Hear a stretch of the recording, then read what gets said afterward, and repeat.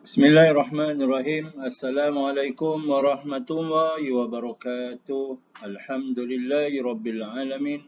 Wassalatu wassalamu ala ashrafil anbiya'i wal mursalin wa ala alihi wa sahbihi ajma'in. Allahumma salli ala Muhammad wa ala ali Muhammad. Rabbi shrah li sadri wa yassir li amri wahlul 'uqdatam min lisani yafqahu qawli.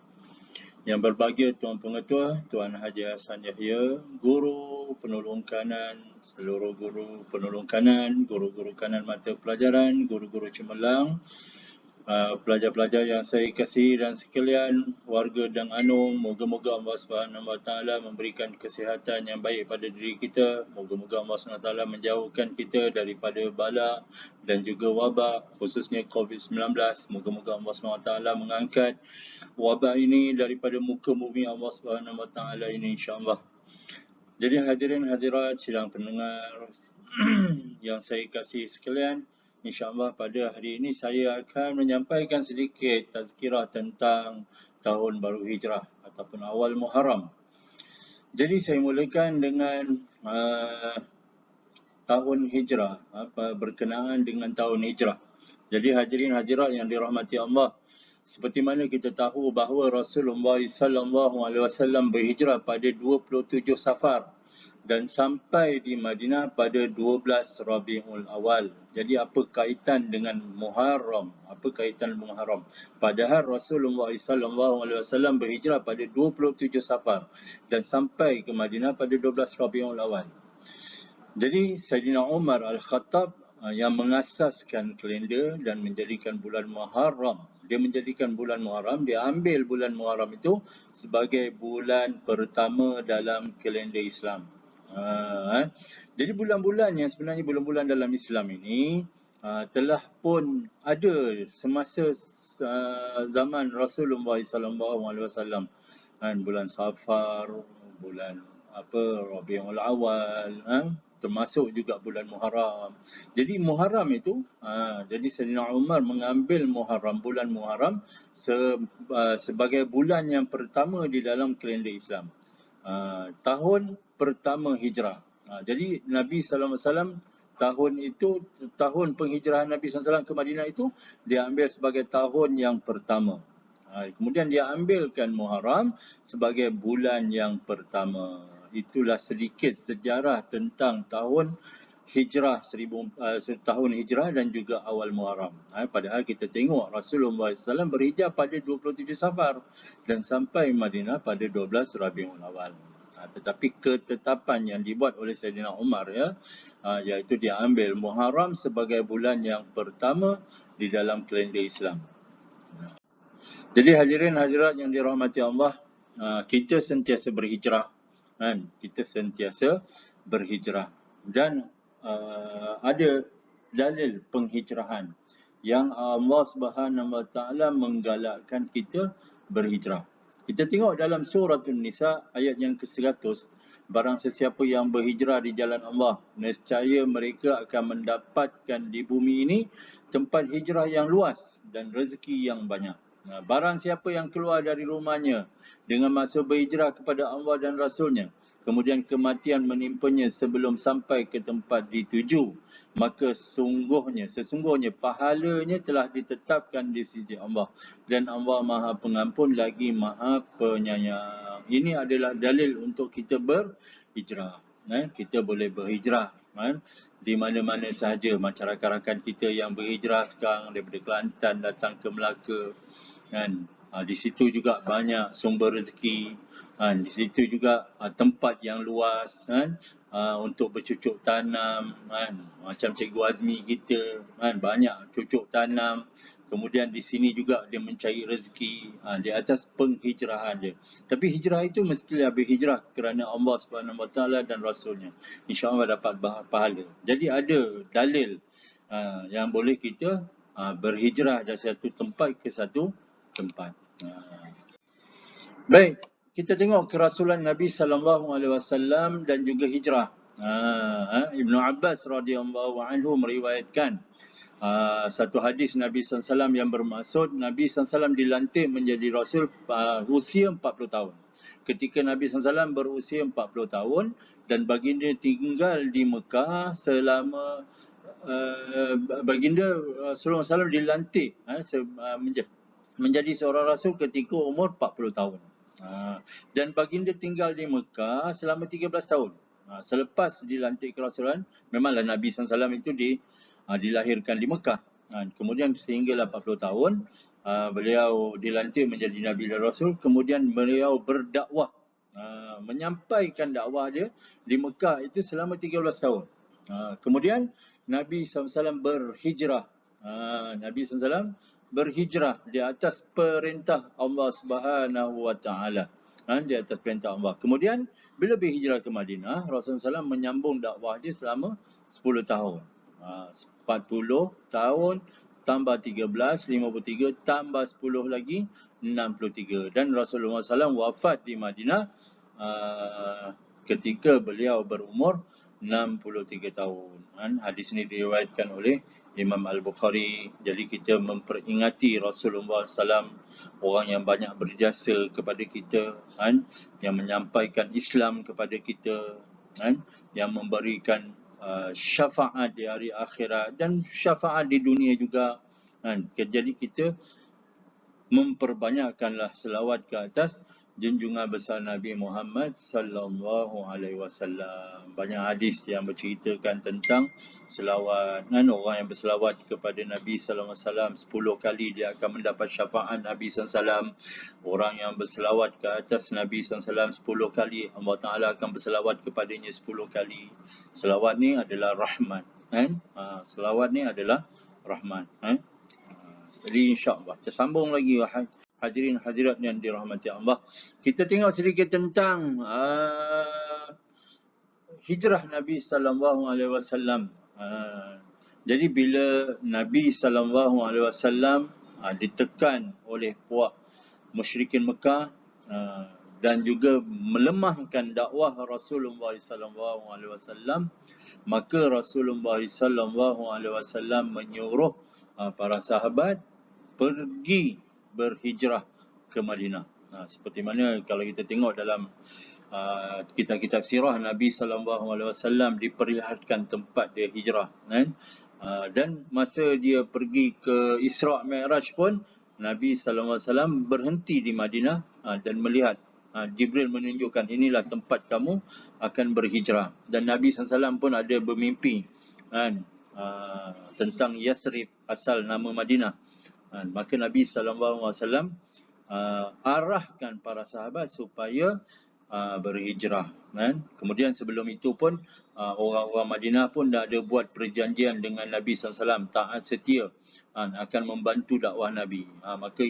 Maka Nabi SAW pun menyuruhlah para sahabat berhijrah ke Madinah. Jadi bila para sahabat kebanyakannya dah berhijrah ke Madinah, tinggallah Rasulullah SAW dengan beberapa orang sahabat. Maka orang kafir musyrikin Mekah dia merancang untuk membunuh Nabi Muhammad sallallahu alaihi wasallam. Merancang untuk membunuh Nabi Muhammad sallallahu alaihi wasallam. Jadi Nabi sallallahu alaihi wasallam mendapat tahu lalu merancang dengan Saidina Abu Bakar untuk berhijrah ke Madinah pada malam itu. Sedangkan kalau kita lihat dalam sirah Nabi SAW, orang-orang musyrikin Mekah ni telah kepung rumah Nabi SAW. Tetapi Allah Subhanahu Wa Taala tidurkan mereka. Sehingga dia tidak menyedari bahawa Nabi SAW keluar berhijrah bersama Abu Bakar radhiyallahu anhu.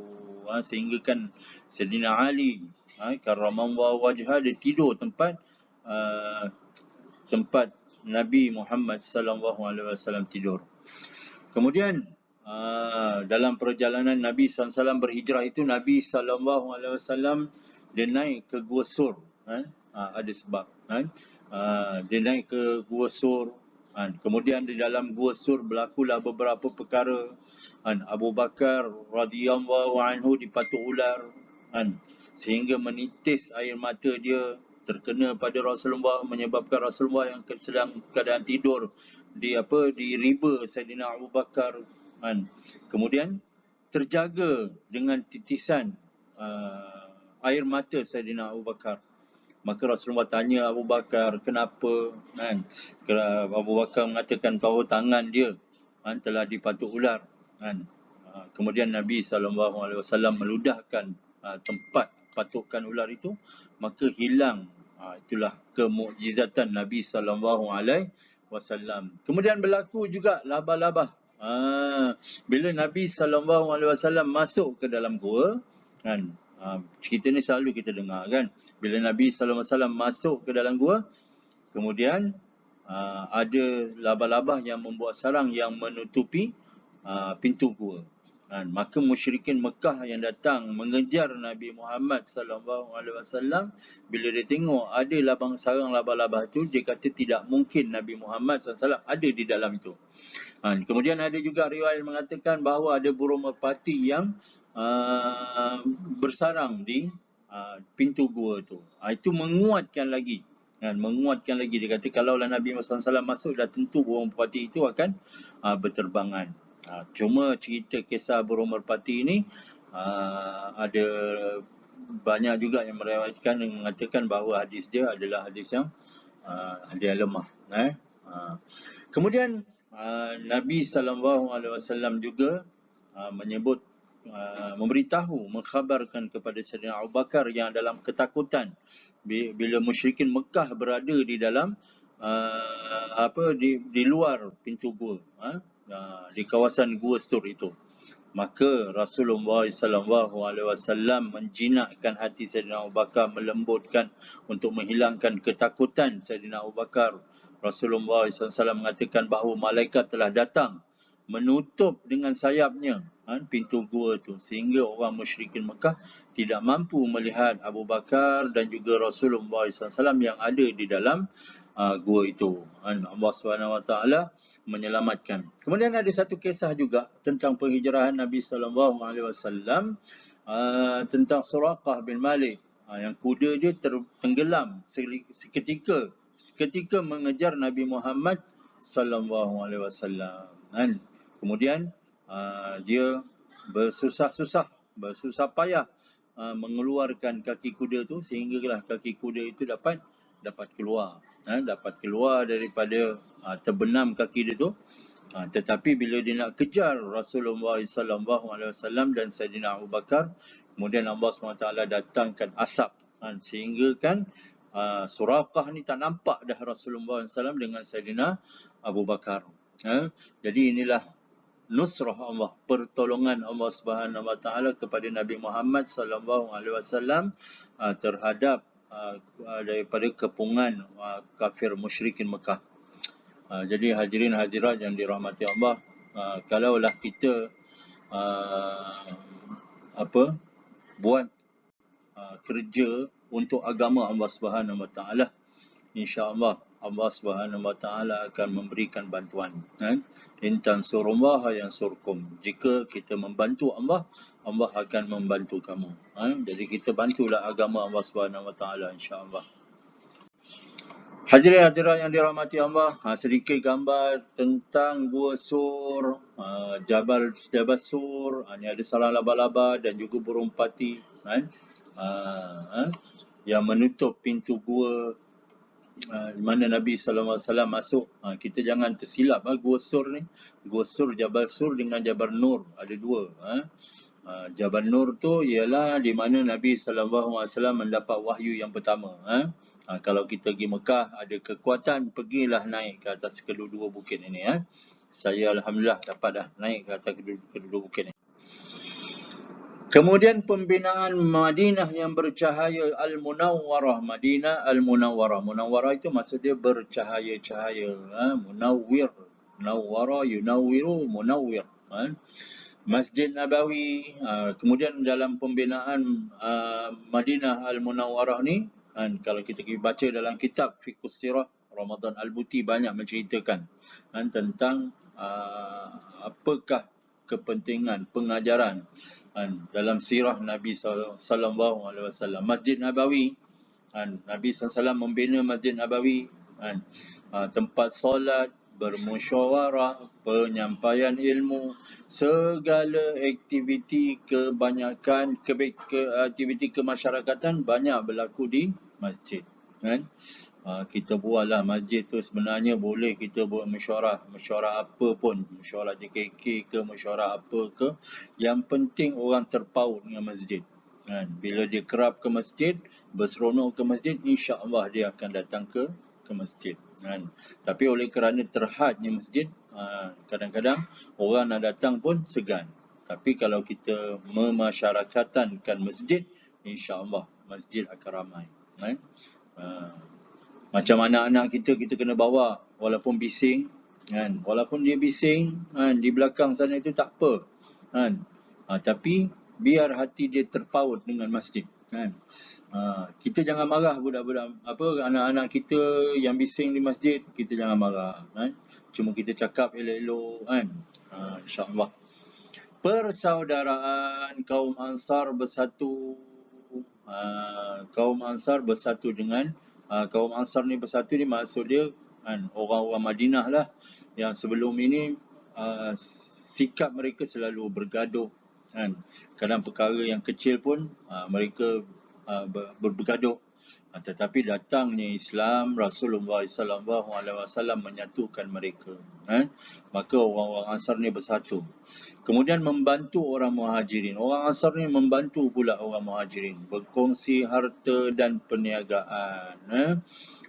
Guru saya ada cakap, dia kata zaman moden ini untuk kita dekatkan diri kita kepada Allah, jalannya adalah memberikan banyak sedekah. Kan? Kita kalau ada lebihan, maka kita banyakkan sedekah. Maka itulah yang boleh menghampirkan kita kepada Allah. Tidak seperti orang dahulu. Orang dulu dapat menghampirkan diri pada Allah dengan bersorangan, beribadat, kan? Dapat beribadat, kan? Dia boleh bersuluk, kan?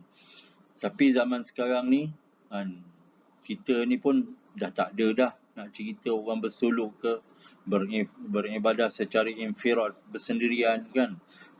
Tapi jalan untuk mendekatkan diri kita kepada Allah ialah banyakkan bersedekah, insya-Allah. Kan? Kemudian piagam Madinah. Piagam Madinah ada 47 fasal. Hukum Islam diguna pakai secara beransur-ansur. Kemudian terbinalah negara Islam di Madinah, pusat dakwah, penyebaran Islam.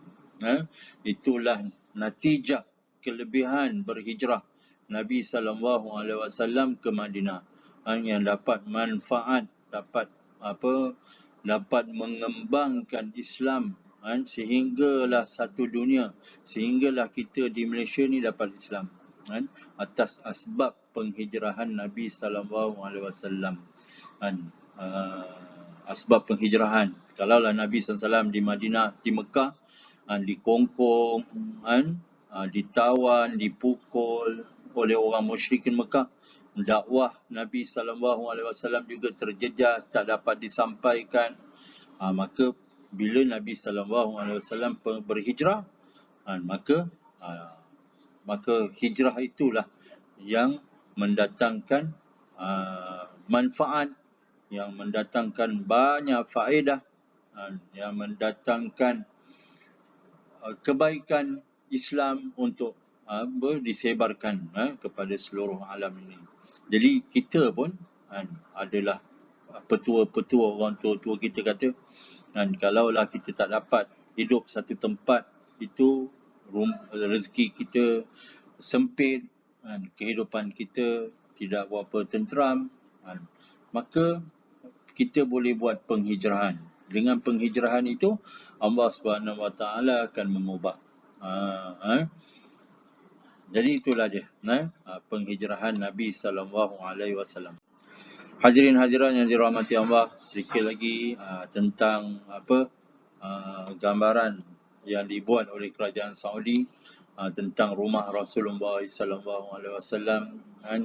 Hijrah ni juga untuk untuk mendalamkan cinta kita kepada Rasulullah SAW.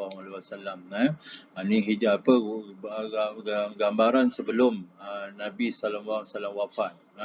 Ni bilik Aisyah, ni bilik Rasulullah SAW guna untuk beribadah. Kemudian setelah kewafatan Rasulullah, ni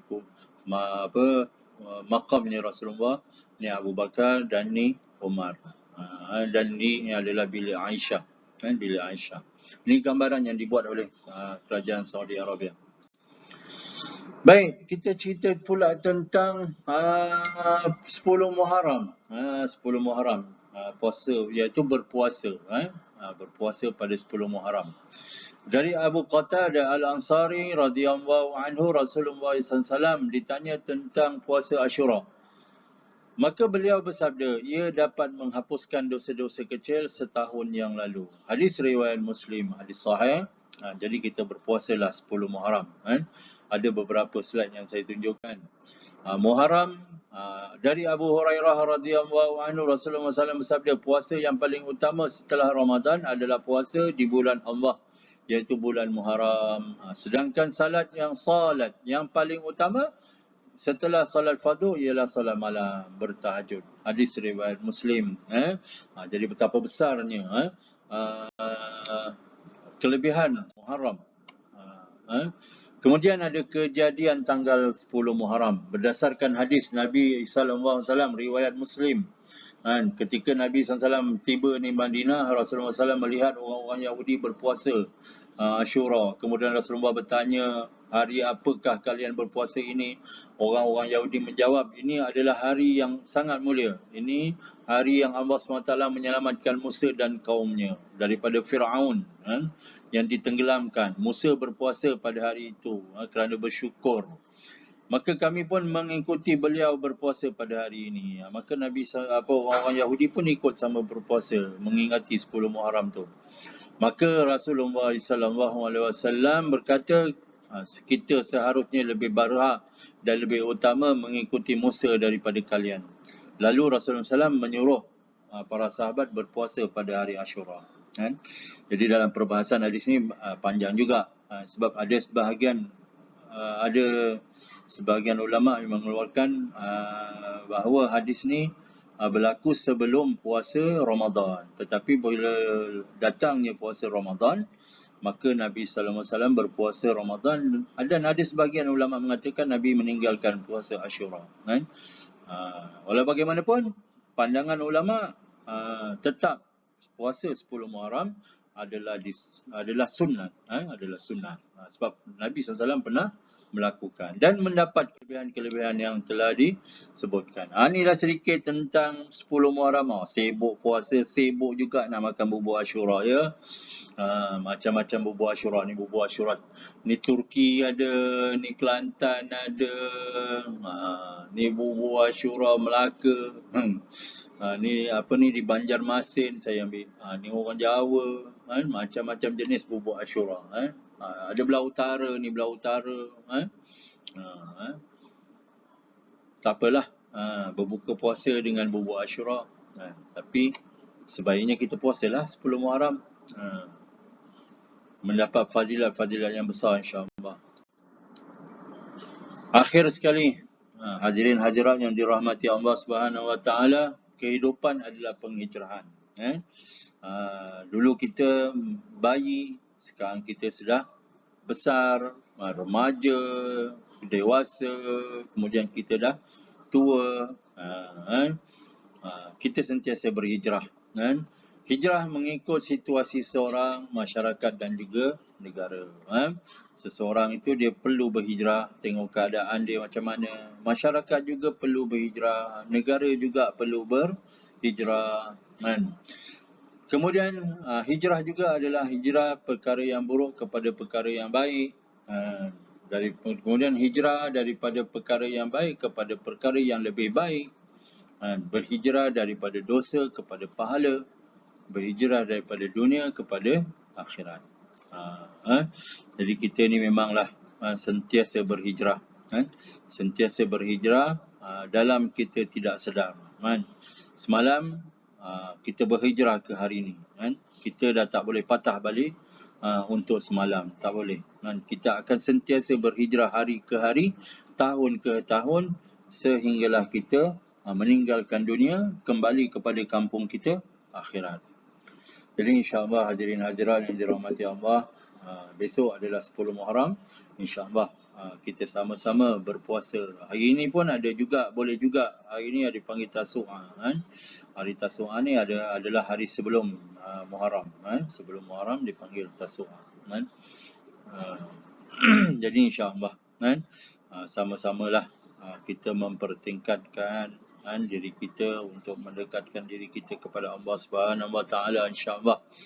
Yang penting keimanan yang penting keimanan. Iman ni kita bawa di mana-mana sahaja kan. Iman, keyakinan kita kepada Allah kita bawa ke mana-mana sahaja. Dalam setiap detik, dalam setiap masa kita sentiasa beriman kepada Allah SWT kan. Kita mesti kaitkan dengan ketuhanan, mesti kaitkan dengan ketuhanan. Kepandaian kita, kepandaian Tuhan, kan? Perancangan kita, perancangan Tuhan, kan? Apa yang berlaku pada kita adalah kehendak Allah Subhanahu Wa Taala. Sentiasa dalam keadaan beriman, kan? Kita pergi ke mana-mana sekalipun, kan? Allah Subhanahu Wa Taala yang menjejakkan kita ke tempat itu. Kan? Apa benda pun kita buat, kita yakinilah kepada Allah Subhanahu Wa Taala. Sentiasa beriman kepada Allah Subhanahu Wa Taala. Kan? Bila kita sentiasa memandang keimanan, kepercayaan dan kita membawa Allah Subhanahu Wa Taala dalam kehidupan seharian kita, insya-Allah kita akan dijaga oleh Allah Subhanahu Wa Taala.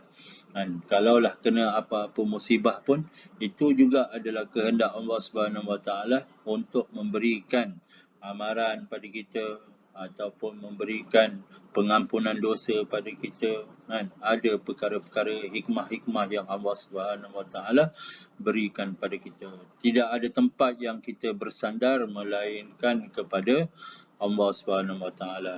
Akhir kata, selamat menyambut Ma'al Hijrah. Moga-moga Allah Subhanahu Wa Taala memberkati kehidupan kita, merahmati kehidupan kita. Moga-moga Allah SWT sentiasa memberi petunjuk kepada kita. Wallahu a'lam wa billahi taufiq wal hidayah. Wassalamualaikum warahmatullahi wabarakatuh.